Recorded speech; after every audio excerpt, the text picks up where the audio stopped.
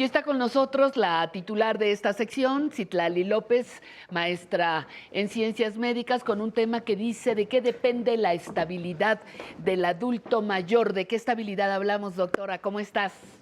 Hola Pati, ¿cómo estás? Muy Pues muy bien. contenta de estar aquí, ya sabes, mejorando la salud y disfrutando mucho del programa. Cuando uno está acá de este lado viéndolo por televisión se ve espectacular y quiero felicitarles por esa energía tan positiva que transmiten a todas las personas, Pati. Y pues lo mencionas muy bien, esto de la estabilidad emocional o la estabilidad física. Vamos a ver, entrevisté a un médico ortopedista, el Sí. doctor Vilalta, que ha venido al estudio con nosotros para poder platicar acerca de los aspectos médicos ortodoxos que constantemente se están asociando a la pérdida del equilibrio. Ya sabes que la evaluación de un paciente adulto mayor contempla aspectos neurológicos, aspectos audiológicos, cuestiones óseas, etcétera. Para eso tengo esta cápsula y regresando te tengo una sorpresa más. Muy ¿Qué te bien. parece si la vemos juntas? Adelante. Esta mañana en Mejorando mi Salud nos acompaña el doctor Pedro Ramón Vilalta Alemán. Él es médico cirujano, especialista en traumatología y ortopedia, además de tener una alta especialidad en cirugía de columna del Hospital Regional 1 de Octubre. Actualmente, el doctor está adscrito al Hospital Regional del Iste de Pachuca y es miembro de la Clínica de Excelencia Médica de la FIFA y está el día de hoy con nosotros para ayudarnos a hacer una lista de 7 cosas de las cuales depende la estabilidad del adulto mayor. Bienvenido, doctor. Muchas gracias, un placer estar contigo nuevamente. Pues vamos a hacer la lista. Si pudiéramos empezar de una vez, ¿qué aspecto sería el primero a considerar?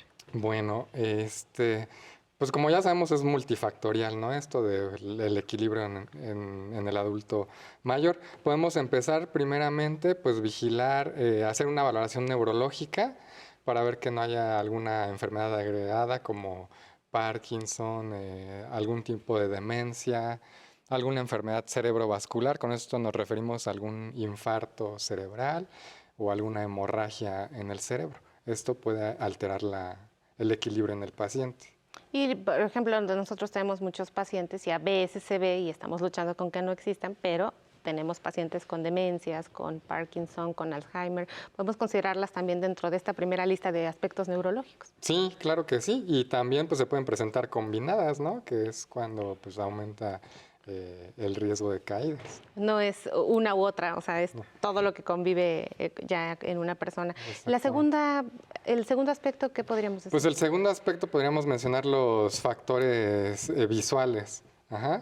El paciente debe hacerse una valoración visual, debe ir al oftalmólogo, descartar la presencia de cataratas, de glaucoma, de algún defecto en la acomodación ocular. Hay pacientes que requieren lentes y nunca los han usado, pero pues precisamente porque no han acudido a una valoración. Una tercera. La tercera podríamos mencionar las causas del oído. Ajá. Como sabemos, pues el equilibrio está dado por el cerebro, pero también por el oído. Entonces hay patologías que afectan el oído que también nos pueden desencadenar una caída por pérdida del equilibrio. Eso es muy interesante. Desde una simple infección en el oído podría estarle ocasionando este problema para el equilibrio. Si vamos a la otra. La cuarta causa podríamos mencionar las enfermedades endocrinológicas o metabólicas, como por ejemplo pues, la más común, la diabetes, que pues, nos puede causar también pérdida del equilibrio, algún tipo de neuropatía, pérdida de fuerza en alguna pierna que puede predisponer al paciente a caídas. Y pues en este aspecto tal vez podríamos mencionar algunas otras que pues no son del sistema nervioso, pero que todas las enfermedades absolutamente pues tienen que ver con el control pues de estar en un adecuado estado de salud, ¿no? Y si pudiéramos hablar de la otra, la quinta. La quinta podríamos mencionar pues el estado de hidratación del paciente. El paciente adulto es muy propenso a deshidratarse. Ajá, a deshidratarse y con esto pues vienen alteraciones en el estado de conciencia y en las funciones mentales superiores y esto pues inevitablemente también puede predisponer a las caídas. Entonces hay que estar verificando que el paciente esté bien hidratado. Eso es muy importante. Aquí siempre les decimos que de 1,5 litros a 2 litros de agua es necesario tomarlo todos los días, independientemente del desayuno, de la comida, de la sopa y todas esas cosas. También quisiéramos, doctor, que el día de hoy nos dijera en cuanto al aspecto pues ortopédico, numerando como el siguiente punto de nuestra lista del día de hoy, qué es lo que determina ese equilibrio. Bueno, pues el equilibrio está dado tanto por la función muscular como por los huesos. Entonces, el paciente mayor tiende a encorvarse más, tiene una pérdida de la densidad muscular, que es conocido como sarcopenia. Entonces, debemos mejorar la postura en el paciente. Y para esto, pues nos podemos ayudar con ejercicios muy simples de los que has mencionado muchas veces, para fortalecer la musculatura del adulto mayor y mejorar la marcha. Y la última cosa. Pues la última cosa yo creo que más bien se debería a un factor externo que es muy importante, que en la casa pues hay que tener despejadas las áreas por las que transitan los adultos mayores, que no haya juguetes, pelotas, desniveles en el piso, que es muy fácil que el adulto se caiga y que principalmente pues es 100% prevenible, ¿no? Entonces debemos reducir los riesgos al máximo y pues con estas acciones simples lo podemos hacer. Evitar pues caídas y pues sobre todo también pues estas cosas sí dependen de un buen equilibrio. Sí. Pues qué buenos consejos nos has dado el día de hoy para mejorar nuestra salud y sobre todo para tomarlos en cuenta en cuanto al equilibrio. Muchísimas gracias. Esperamos volver a tenerte aquí para seguir aprendiendo y usted en casa seguimos en Mejorando mi Salud. Aquí continuamos, por supuesto, muchísimas gracias. Estamos transmitiendo desde la capital de la República Mexicana. ¿Algún comentario extra que quieras proporcionarnos, Citlali, sobre lo expuesto por el doctor? Claro que sí, Pati. Pues como viste, la evaluación que nos ha dicho el doctor Vilalta, pues es con respecto al equilibrio postural, que le hemos dado mucha relevancia en el programa realmente a el equilibrio y hemos mencionado por qué es importante tener ese equilibrio. Pero básicamente el equilibrio que por lo general se ve en la evaluación de los pacientes adultos mayores tiene que ver con los sentidos, con estos que nos relacionamos con el medio exterior. Se llama la exterocepción.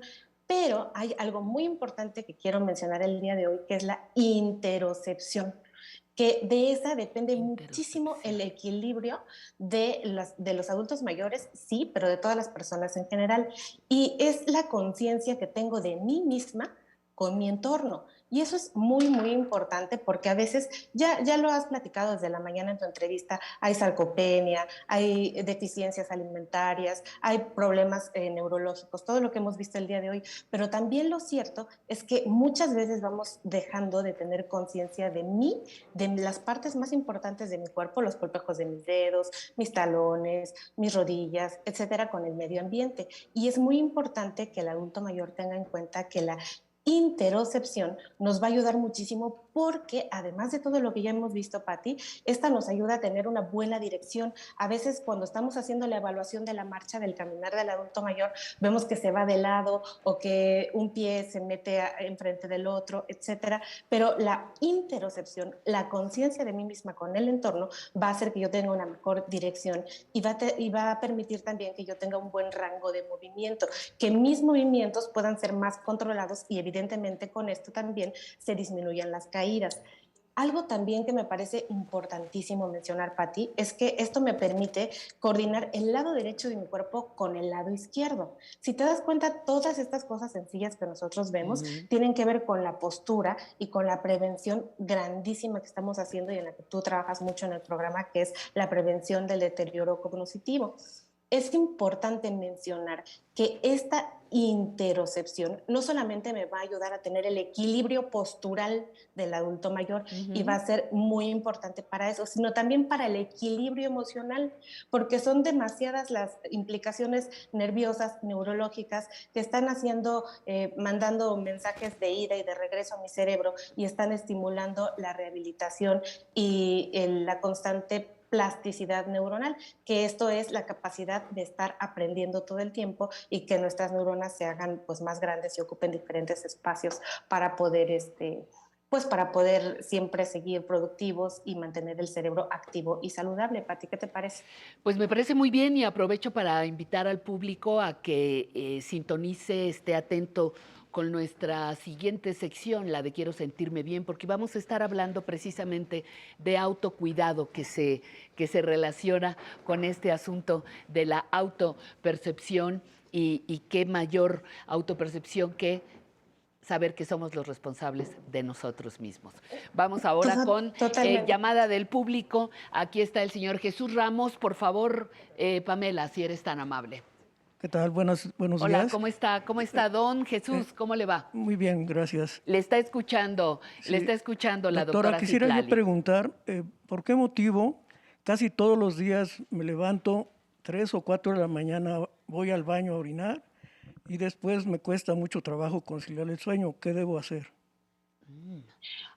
Pues es A ver, una doctora. gran pregunta. Gracias, Muchísimas gracias don por la Jesús. pregunta. Señor Jesús, lo principal que hay que evaluar es la próstata en los hombres. En las mujeres también pasa esto de pararse, pero específicamente en su caso hay que evaluar qué tamaño tiene su próstata, cómo está el antígeno prostático, verle un examen sencillito, un examen general de orina para saber si no tiene alguna infección urinaria que lo esté condicionando todo el tiempo a pararse. Ciertamente no tiene que tener algún dolor, ardor o ser sintomático para tener una infección urinaria. A veces nos visitan infecciones urinarias que no dan síntomas y es muy importante identificarlas. Por eso requiere usted una evaluación médica para saber estos 3 principales factores que se asocian a estar parándose a ir al baño. Pero algo también muy importante que quiero recomendarle es que revise muy bien sus medicamentos y se fije qué grupo de medicamentos toma para la presión, para el problema de colesterol o triglicéridos, etcétera. Y en esos medicamentos trate de identificar si hay algún diurético o platíquelo con su médico de primer contacto. Es importante porque es usual que los pacientes con hipertensión, a veces a largo plazo o a veces en etapa temprana, utilicen un diurético y esto favorece estar haciendo, ir a orinar todo el tiempo en las noches. Si nosotros no les cogemos un buen lugar, un buen horario a este medicamento, lo que puede pasar es que pues esto le esté condicionando las idas al baño frecuentes. Así que póngase muy abusado y revise muy bien estas principales condiciones. Muchísimas gracias, Citlali. Muchísimas gracias a usted por su atención.